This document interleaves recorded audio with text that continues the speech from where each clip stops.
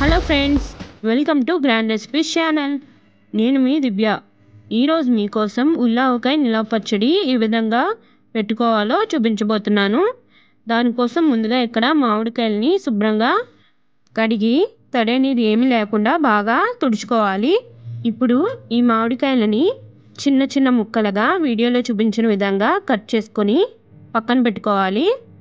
ఇప్పుడు ముందుగా ఆవాలు మెంతి పొడి ఎలా రెడీ చేసుకోవాలో ఎంతెంత క్వాంటిటీలో చూద్దాము. ముందుగా ఒక స్పూన్ మెంతులని 2 నిమిషాలు వేయించుకొని కొద్దిగా చల్లారనివ్వాలి.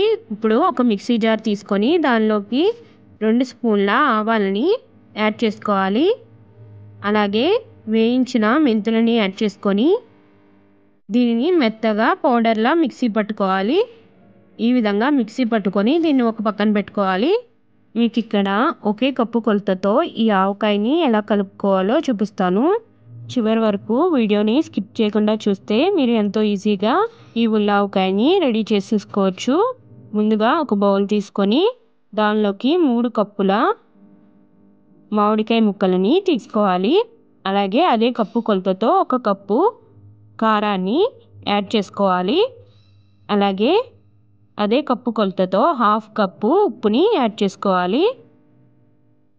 అలాగే మనం ముందుగా మిక్సీ పట్టి పెట్టుకున్న ఆవాలు మెంతి పొడిని యాడ్ చేసుకోవాలి. ఇప్పుడు దీనిలో చిటికెడు పసుపుని కూడా యాడ్ చేసుకోవాలి. అలాగే 15 నుంచి 20 వెల్లుల్లిని ఒలిచి వేసుకోవాలి. ఇప్పుడు ఇవన్నీ కూడా బాగా కలిసేలా ఒకసారి కలుపుకోవాలి.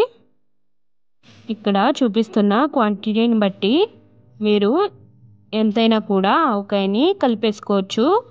చాలా టేస్టీగా కూడా ఉంటుంది. ఇప్పుడు దీనిలోకి ఆయిల్ యాడ్ చేసుకోవాలి.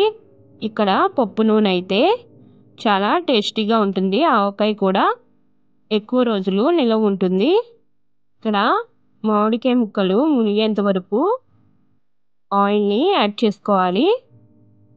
ఇప్పుడు ఆయిల్ యాడ్ చేసిన తర్వాత ఒకసారి అంతా బాగా కలుపుకోవాలి.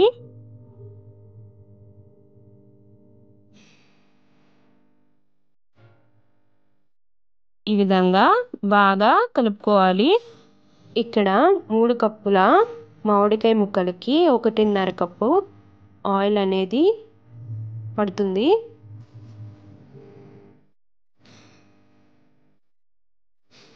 ఒకవేళ ఆయిల్ సరిపోకపోతే ఇంకా కొంచెం యాడ్ చేసుకోవచ్చు.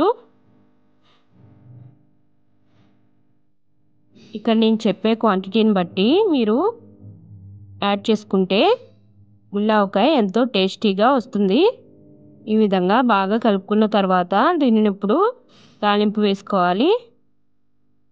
తాలింపు కోసం ముందుగా స్టవ్ మీద ఆయిల్ పెట్టి ఆయిల్ వేడెక్కిన తర్వాత 5-6 వెల్లుల్లిపాయలని దంచి వేసుకోవాలి. అలాగే 1 స్పూన్ జీలకర్రని కూడా యాడ్ చేసుకోవాలి.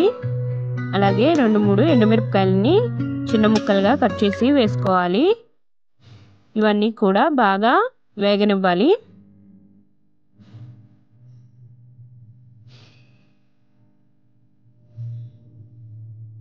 ఈ విధంగా బాగా వేయించుకున్న తర్వాత దీన్ని మనం ముందుగా కలిపి పెట్టుకున్న ఆవకాయలోకి యాడ్ చేసేసుకోవాలి. ఈ విధంగా యాడ్ చేసుకొని అంతా కలిసేలా బాగా కలుపుకోవాలి.